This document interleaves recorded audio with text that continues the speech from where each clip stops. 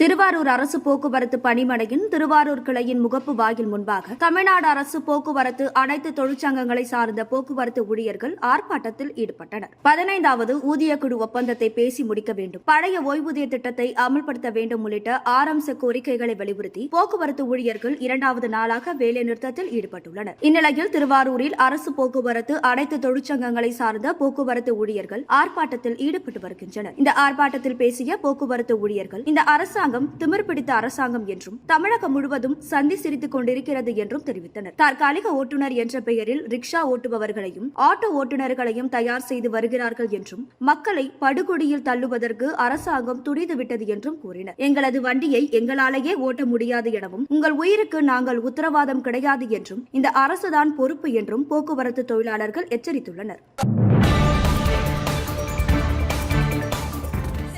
உடனுக்குடன் தெரிந்து கொள்ள நமது அம்மா இணையதள தொலைக்காட்சியை சப்ஸ்கிரைப் செய்து அருகில் உள்ள பெல் ஐகானை